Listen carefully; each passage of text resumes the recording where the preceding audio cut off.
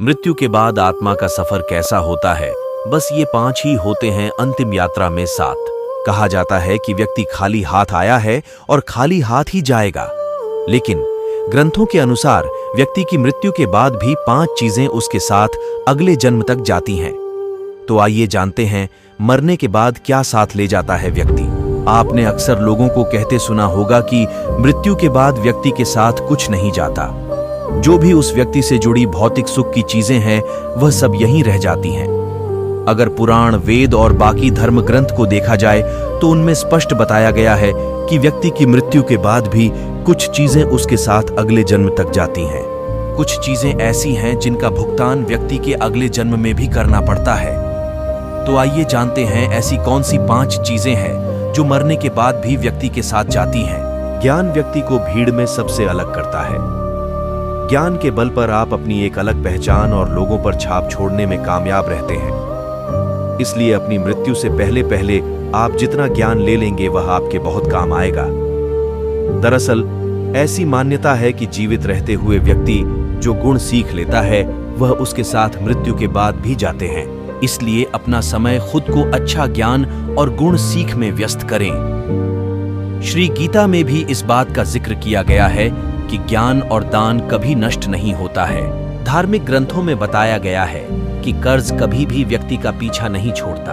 अगर किसी व्यक्ति ने आपका भला किया है तो उसका ये आर्ण जैसा ही मौका मिले उतार देना चाहिए।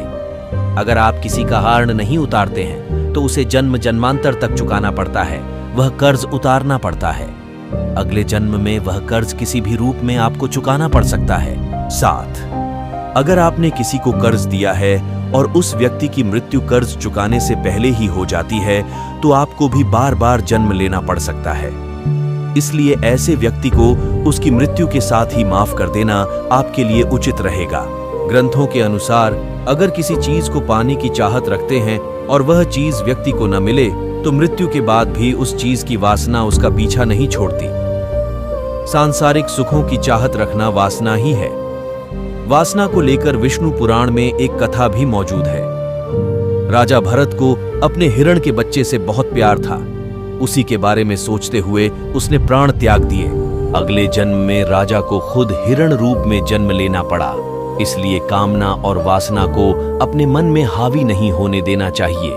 साथ ही किसी भी चीज को लेकर अधिक मोह माया नहीं होनी चाहिए। गीता में कहा गया है कि मनुष्य जीवन बिना कर्म के संभव नहीं है। हर पल मनुष्य अच्छे या बुरे कर्म करता है। मृत्यु समीप आने पर व्यक्ति के कर्मों द्वारा ही तय होता है कि उसे परलोक में सुख मिलेगा या दुख। इन्हीं के परिणाम से अगले जन्म में अच्छा बुरा फल प्राप्त होता है। कर्म 7 जन्मों तक व्यक्ति का पीछा नहीं छोड़ते हैं। व्यक्ति का पीछा, इसका एक उदाहरण महाभारत में भी मौजूद है।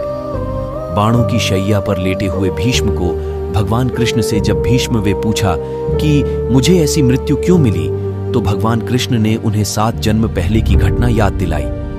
7 जन्म पहले भीष्म ने एक अधमरे सांप को उठाकर नागफनी के कांटों पर फेंक दिया था। कर्म मनुष्य का कभी पीछा नहीं छोड़ते। अपने अक्सर घर के बड़ों से सुना होगा कि दान और परोपकार कभी खाली नहीं जाता है।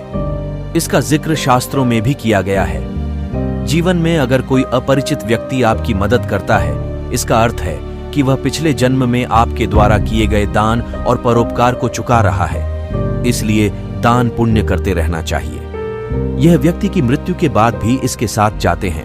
आज के वीडियो में यही तक। हम मिलेंगे आपसे अगले वीडियो में रोचक बातों के साथ। तब तक के लिए अपना ख्याल रखिए और हमारे चैनल को सब्सक्राइब करें। आशा है आपको हमारा वीडियो अच्छा लगा होगा। जय श्री राम, जय श्री कृष्णा।